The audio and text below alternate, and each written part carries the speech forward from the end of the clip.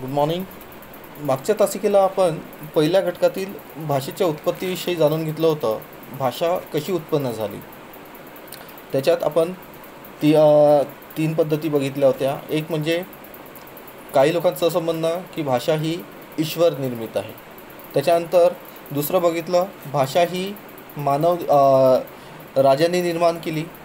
परंतु हे दोन्हीही तर्क जे आहेत किंवा या दोन्ही गोष्टी ज्या आहेत ते शास्त्रदृष्ट्या पटण्यासारख्या नाहीत. आणि नंतर मग बघितलं की भाषा ही कोण निर्माण केली, तर ती मानवानीच निर्माण केली असं आपल्याला दिसून आलं. मग या भाषा निर्मितीविषयी काही शास्त्रज्ञांनी देखील आपल्या काही मतं मांडलेली आहेत, काही सिद्धांत मांडलेले आहेत. त्या सिद्धांत आज आपण इथे बघणार आहोत. तर पहिला सिद्धांत आहे अनुकरण सिद्धांत. डॉक्टर गायगर यांनी हा अनुकरण सिद्धांत मांडलेला आहे. त्याच्या मते मानवाने जी भाषा शिकली ती कुठल्या ना कुठल्या गोष्टीचं अनुकरण करून शिकलेली आहे असं त्याचं मत होतं. कोणत्या प्राण्यांचं म्हणा किंवा कुठल्या वस्तूंचं म्हणा अनुकरण करत, त्यांच्या आवाजाचं अनुकरण करत त्या मानवाने आपापल्या त्या भाषा शिकली आहे, भाषा निर्माण केलेली आहे असं डॉक्टर गायगर हे आपल्या सिद्धांतात म्हणतात. बघा ते काय म्हणतात. भाषेची उत्पत्ती अनुकरणाच्या प्रवृत्तीतून झाली असल्याचा सिद्धांत डॉक्टर गायगरसारख्या भाषाशास्त्रज्ञांनी मांडला आहे. मनुष्य हा स्वभावतः अनुकरणप्रिय प्राणी आहे. अनुकरणशीलता ही एक त्याची सहज प्रवृत्ती आहे. बघा ते काय म्हणतात. मनुष्य कोण आहे तर अनुकरणप्रिय, म्हणजे दुसऱ्याचं अनुकरण करणे हे त्याला आवडतं. अनुकरणप्रिय व्यक्ती आहे, प्राणी आहे तो मनुष्य असं ते म्हणतात. अनुकरण ही एक त्याची सहज प्रवृत्ती आहे, म्हणजे दुसऱ्याचं अनुकरण करणं हे तो सहज करतो. सहजशीलता आहे, सहज प्रवृत्ती आहे असं डॉक्टर गायगर आपल्या सिद्धांतात म्हणतात. कावकाव करणारा कावडा, चिवचिव करणारी चिमणी, भोभो करून भुकणारा कुत्रा, म्याव म्याव करणारी म्याऊ, हम्मा करून ओरडणारी हम्मा, हम्मा म्हणजे गाय, हम्मा अशा काही प्राण्यांची नावे या प्राण्यांच्या ध्वनीच्या अनुकरणातून पडलेली दिसतात. बघा काय म्हणतात. भोभो करणारा कुत्रा, म्याव म्याव करणारी म्याऊ, हम्मा करणारी हम्मा अशी जे नावं आहेत प्राण्यांची, हम्मा वगैरे, हम्मा म्हणतो ना आपण, हम्मा म्हणतो, कुत्रा म्हणतो, म्याऊ म्हणतो, मांजरीला म्याऊ म्हणतो. तर ही जी नावं आहेत ही कशावरून पडली तर त्यांच्या आवाजावरून पडली असं डॉक्टर गायगर आपल्या सिद्धांतात म्हणतात. टरकन फाडणे, मुसमुसणे, पाऊस रिमझिम पडणे, वारा सोसाट्याचा वाहने, ताडकन मारणे, सुडकून जाणे, मुळमुळ रडणे इत्यादी क्रियावाचक शब्दातील अनुकरणही स्पष्ट आहे. हे कोणते अनुकरण आहेत तर क्रियावाचक अनुकरण आहे, कारण याच्यामध्ये आपल्याला क्रिया दिसून पडतात. व्यक्ती किंवा कोणता प्राणी त्या क्रिया करत आहे असं आपल्याला दिसतं, म्हणून आपण त्याला क्रियावाचक शब्द असे म्हणतो. सर्प, फटफटी, धबधबा, किलकिलाट, कचकच इत्यादी नामवाचक ध्वनीचे अनुकरण समजण्यासारखे आहे. आपण साप म्हणतो तो सरपडतो म्हणून साप, नाही का, सर्प. फसफसणे, साप फसफसतो. सर्प, फटफटी, धबधबा, नाही का, धबधबा त्या पाणी वरून, धबधब्याचं पाणी असं वरून खाली पडतं, धबधबाचा आवाज येतो म्हणून त्याला आपण धबधबा असं म्हणतो. तर अशी जी शब्द आहेत त्यांच्या ध्वनीचं अनुकरण होऊन ते नावं पडलेली आहेत असे डॉक्टर गायगर इथे म्हणतात. या सिद्धांताचा मुख्य अर्थ होय, भोवतालच्या सृष्टीत जड चेतन वस्तूंचे जे नाना प्रकारचे आवाज होतात त्यांच्या अनुकरणातून भाषेची निर्मिती झाली असा या सिद्धांताचा मुख्य अर्थ होय. म्हणजे भोवतालच्या सृष्टीमध्ये जे चेतन वस्तू आहेत, जड चेतन वस्तू आहे, त्यांचा जो आवाज होतो, नाही का, त्या आवाजातून नाना प्रकारचे आवाज होतात, त्यांच्या अनुकरणातून भाषेची निर्मिती झाली असा या सिद्धांताचा अर्थ आहे. सृष्टीने काढलेल्या ध्वनीची प्रक्रिया सृष्टीने काढलेल्या ध्वनीची प्रतिक्रिया म्हणजे अनुभवाने माणसाने काढलेली ध्वनी. सृष्टीत उत्पन्न होणार हे जे जे नाना प्रकारचे ध्वनी मनुष्य प्राण्याच्या कानावर पडत होते त्याचे अनुकरण करण्याची इच्छा प्राप्त होते स्वाभाविकच होते आणि त्यातून आपली सगळी भाषा निर्माण झाली आहे. या स्काराचार्याने पक्षीनामे ध्वनींच्या अनुकरणावरून पडली असल्याचे निरुक्तात म्हटले आहे. म्हणजे बघा काय म्हणतात की अनुकरण करणे हे माणसाचा सहज प्रवृत्ती आहे आणि त्या वस्तूंच्या आवाजावरून ध्वनींच्या आवाजावरून प्रत्येकाचे नावं पडलेले आहेत असं गायगर इथे म्हणतात. त्यांनी इथे मग पक्ष्यांची नावं देखील केलेलं आहे. जसं कोकिडा पक्षाचं नाव कुकू या त्याच्या ध्वनीवरून पडलेले आहे. कोकिडा कुकू असा आवाज काढते आणि त्या कुकू आवाजावरून तिचं नाव कोकिडा असं पडलेलं आहे.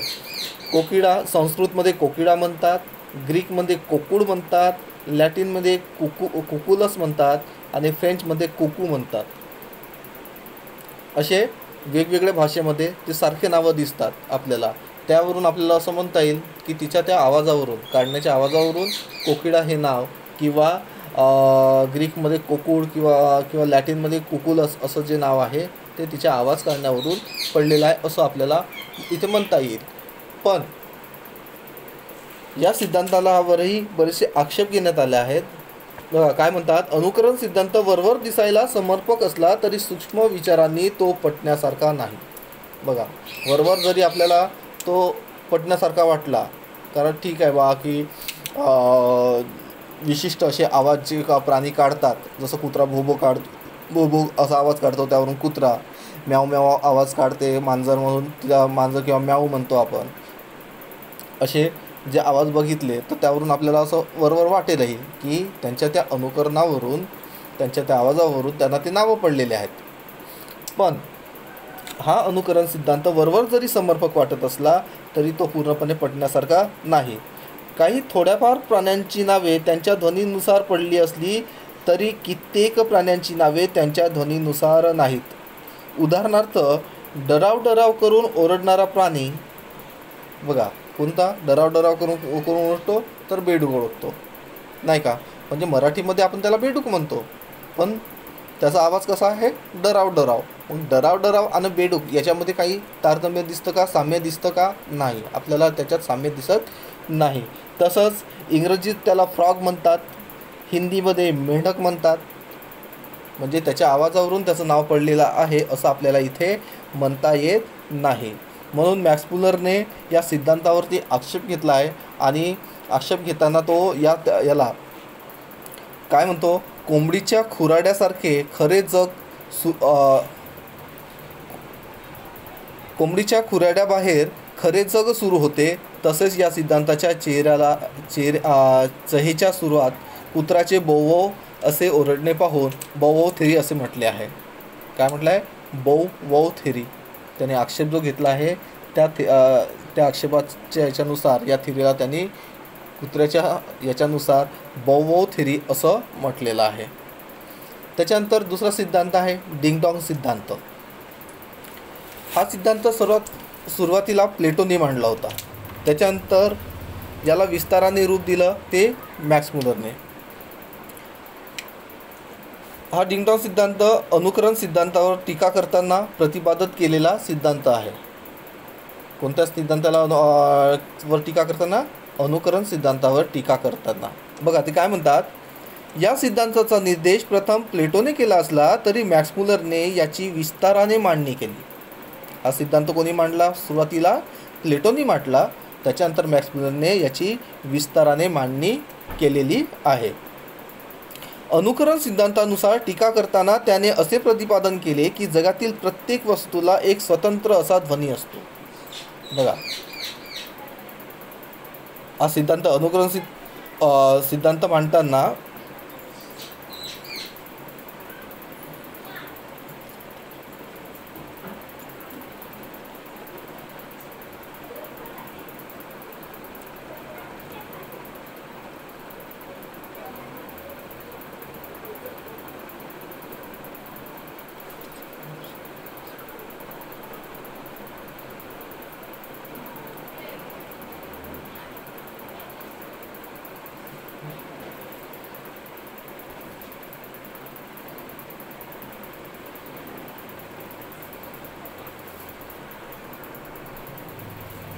हा सिद्धांत याच्यावरती अनुकरण सिद्धांतावरती टीका करताना त्यांनी काय प्रतिपाद केला आहे की प्रत्येक वस्तूला एक स्वतंत्र असा ध्वनी असतो, त्या वस्तुवाचक शब्दालाही एक प्रकारचा नाद प्राप्त होतो.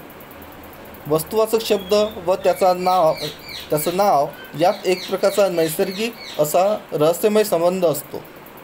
म्हणजे ते वस्तुवाचक जे शब्द आहे त्या वस्तूला जे आपण नाव दिलेलं आहे त्याचं नाव आणि त्याचा आवाज, त्या वस्तूचा आवाज याच्यामध्ये काय आहे तर एक संबंध आहे असं मॅक्स मुलर इथे म्हणतात. त्यांनी आपल्या theory is a mistake harmony between sound and sense असे म्हणून त्याने या विशिष्ट प्रकारच्या ध्वनीच्या संबंधावर या सिद्धांतांची उभारणी केली आहे. त्यांनी काय म्हटलं, theory is a mistake harmony between sound and sense इंग्रजीमध्ये. असे म्हणून त्याने या विशिष्ट प्रकारच्या ध्वनीच्या संबंधावर या सिद्धांताची उभारणी केली. एखाद्या हातोड्याने आपण लाकडावर, भांड्यावर, विटेवर, दगडावर, जमिनीवर प्रहार करून आवाज केला तर तो कोणत्या वस्तूवर मारल्यामुळे होतो हे आपणास केवळ ध्वनीवरून समजते. बघा, कोणत्याही भांड्यावरती, लाकडावर जर हातोडा मारला तर एक विशिष्ट प्रकारचा वेगळा आवाज होतो. भांड्यावर मारला तर वेगळा आवाज होतो. लोखंडी वस्तूवर मारला तर वेगळा आवाज होतो. विटेवर मारला तरी तो आवाज वेगळा होतो. आणि त्या आवाजानुसार आपण म्हणजे कोणती वस्तू आहे हे आपण ओळखू शकतो. एखादी वस्तू आपल्या हातून गळून पडली व फुटली तर आवाजावरून आपणास ती वस्तू कोणती ते समजते. कप फुटल्याचा आवाज काचेचा ग्लास फुटल्यापेक्षा निराळा असतो. बघा, कप जो आहे आपल्या हातात जर कप असेल आणि तो एखाद्या वेळेस पडला खाली तर त्याचा आवाज आणि काचेचा ग्लास पडल्याचा आवाज दोन्हीमधला फरक आपल्याला समजून येतो. बघा, एखाद्या वेळेस काचेचा ग्लास फोडून आणि कप फोडून त्या दोघांच्या आवाजामध्ये कसा फरक आहे ते आपल्याला इथे जाणवते. कप फुटल्याचा आवाज काचेचा ग्लास फुटल्यापेक्षा निराळा असतो. डिंगडॉंग हे ध्वनीचे प्रारंभीचे प्रकार कल्पूर मॅक्समुलरने या सिद्धांताला हे नाव दिले आहे, डिंगडॉंग, नाही का. या सिद्धांताला मॅक्समुलरने कोणतं नाव दिलं तर डिंगडॉंग असं नाव दिलं आहे. ते वस्तूच्या नादावरून, वस्तूचा जो आवाज होतो त्या आवाजावरून त्यांनी ध्वनी निर्माण झाली. म्हणजे हा सिद्धांत मांडलेला आहे. वस्तूंना ते नावं दिलेले आहेत असं त्याचं म्हणणं आहे, त्यांच्या ध्वनीवरून, वस्तूंच्या ध्वनीवरून. आणि त्याला त्यांनी डिंगडॉंग असं नाव दिलेलं आहे. मॅक्समुलरचा हा डिंगडॉंग सिद्धांत अनेकांना मान्य नाही. अनेक ध्वनींचा व अर्थाचा संबंध जाणण्याची प्रारंभिक मानसिक शक्ती शास्त्रज्ञांना मान्य नाही. वस्तुदर्शक शब्द व त्याचा नाद यातील रहस्यमय संबंध शास्त्रीय बैठकीवर टिकणारा नाही. बघा, अनेक शास्त्रज्ञांना हा सिद्धांत मान्य नाही. कारण जरी आपण विचार केला की प्रत्येक एखाद्या वस्तूला त्याच्या आवाजानुसार नाव दिलं गेलं आहे, परंतु प्रत्येक वस्तूचं तसं असतं का? किंवा प्राण्यांना, मानवांना जे नावं दिले गेले आहेत ते त्यांच्या याच्यानुसार, आवाजानुसार दिले गेले आहेत का? तर नाही. म्हणजेच हा सिद्धांत कुठेतरी अपयशी ठरतो असं आपल्याला इथे दिसून पडते. म्हणून बऱ्याचशा शास्त्रज्ञांनी याच्यावर देखील टीका केलेली आहे. मग त्याच्यासमोरचा सिद्धांत म्हणजे भावनाभिव्यक्ती सिद्धांत, म्हणजे भावना सिद्धांत, ज्याच्यातून भावना व्यक्त होतात. काही शास्त्रज्ञांनी असं म्हटलं की जी भाषा आहे ती निर्माण कशी झाली तर भावनेतून निर्माण झाली, मानवीय भावनातून. म्हणून भावनाभिव्यक्ती सिद्धांत. काही शास्त्रज्ञांच्या मते प्रारंभीच्या काळातील मनुष्य हा विचारप्रधान नसून भावनाप्रधान प्राणी होता. बघा, काही शास्त्रज्ञ काय म्हणतात की मनुष्य कोण होता तर तो विचारप्रधान नव्हता सुरुवातीला, तर तो कोणता काय होता तर भावनाप्रधान होता. म्हणजे तो आपल्या भावना व्यक्त करत होता. त्याचा मेंदू हा विचार करू शकत नव्हता असं त्या शास्त्रज्ञांचं मत होतं. म्हणजे विचारप्रधान नव्हता. दुःख, सुख, आशा, निराशा, तिरस्कार, प्रसंगी विस्मय, घृणा इत्यादी विचारांच्या अथवा भावनांच्या निदर्शनासाठी त्याने जे भावनादर्शक उद्गार काढले असतील त्यातून भाषा निर्माण झाली असे कॉडिलॅक या शास्त्रज्ञाने सांगितले आहे. कोणत्या शास्त्रज्ञाने? कॉडिलॅक. म्हणजे हा सिद्धांत कोणाचा? कॉडिलॅक या शास्त्रज्ञाचा हा सिद्धांत आहे. तो काय म्हणतो? दुःख सुख आशा निराशा, पुन्हा प्रसंगी विस्मय, गुन्हा इत्यादी ज्या गोष्टी आहेत या व्यक्त करणं, या भावना ज्या व्यक्त केल्या गेल्या आहेत त्याच्यातून जे भावनादर्शी उद्गार निघाले आहेत त्याच्यातून भाषा निर्माण झाली असं या शास्त्रज्ञाचं मत आहे. जसं उदाहरणार्थ हाय, आ, अगई, आहे, छट, अबब, छी, शू इत्यादी उद्गारातून नाना प्रकारच्या भावना व्यक्त होतात. याच उद्गारातून भाषा उदयास आली असे त्याचं मत आहे. त्याचं काय मत आहे की असे जे उद्गार आहेत, हे जे उदाहरणं सांगितले हे कसं आहे? भावनावाचक आहे.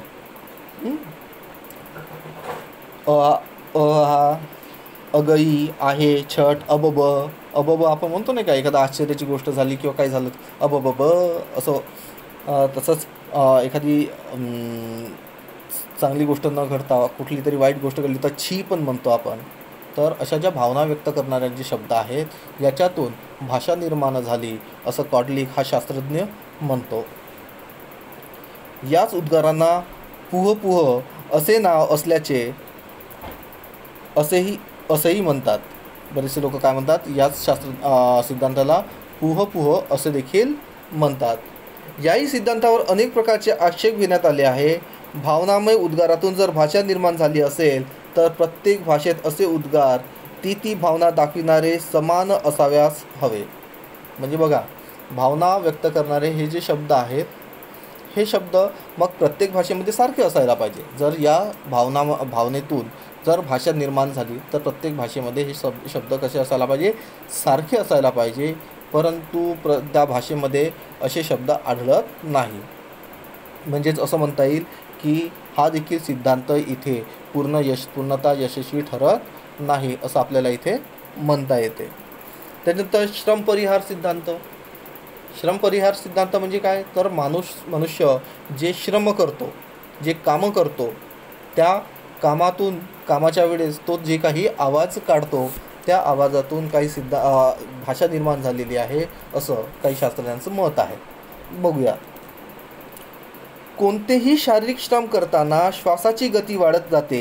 स्वरयंत्राचे आकुंचन प्रसरण जलद होऊन कंपने वाढते. बघा, शारीरिक मेहनती काम करत असताना बरेचदा काय होतं की आपला श्वास जो आहे तो वाढतो. श्वास घेण्याची क्षमता वाढते. जोरजोरात आपण श्वास घेत असतो. तर हे कशामुळे होतं की आपले जे स्वरयंत्र आहे ते काय होतं? आकुंचन पावते. ते आकुंचन पावल्यामुळे मग नंतर आपल्याला जास्त श्वासाची आवश्यकता लागते आणि आपण मग जोरजोरात श्वास घेत होतो. म्हणजे जलद होऊन कंपन वाढते, श्वासाची गती वाढते आणि आपली स्वरयंत्र कंपन पावतात. अशा प्रसंगी काही ध्वनी आपोआप बाहेर पडतात. कपडे धुताना हुश असा आवाज होतो. व्यायाम करताना हु असा ध्वनी निघतो. मोठा दगड उचलताना, गुऱ्हाळातील चरक हाताने फिरवताना, शेतातील धान्य काढताना, दळण दळताना, 4थ्या-5व्या मजल्यावरील स्लॅब चालू असताना, कॉन्क्रीट चढताना, ओझी डोक्यावरून वाहून नेताना माणसे नाना प्रकारचे ध्वनी मुखावाटे काढून श्रम हलके करताना दिसतात. म्हणजे हे विविध प्रकारचे जे श्रमाचे काम आहेत हे विविध प्रकारचे काम करत असताना मनुष्य वेगवेगळ्या प्रकारचे आवाज काढत असतो असे शास्त्रज्ञ म्हणतात. आणि या आवाजातूनच भाषा निर्माण झाली असं त्यांचं मत आहे. भलदरी दादा शेतातील पीक झपाट्याने काढताना शेतकरी लोक भलरी दादा भलरी हे गाणं म्हणतात. कोणतं गाणं म्हणतात? शेतातील पीक काढताना भलरी दादा भलरी. तसंच डोक्यावर भाज्यांचे हारे घेऊन उचकत मुरडत तालावर चालणाऱ्या बाया रामाच्या बागेमंदी सारखे गाणं गातात. बघा काय म्हणतात इथे, म्हणजे जे बाया आहेत शेतात काम करणाऱ्या, मोठमोठे डाले भाज्यांचे वगैरे नाही का, ते डोक्यावर उचलतात आणि मग ते गाणं म्हणतात. या पद्धतीचे अधिक गाणे आहेत. रामाच्या ग बागेमंदी बागेमंदी यासारखी गाणे ते म्हणतात.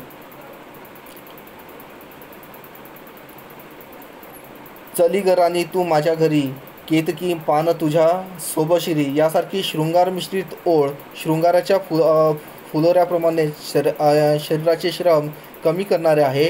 मनुष्य सुधारणेची पायरी चढू लागला तर त्याचा सामूहिक कामाचा वेळ मंदावला.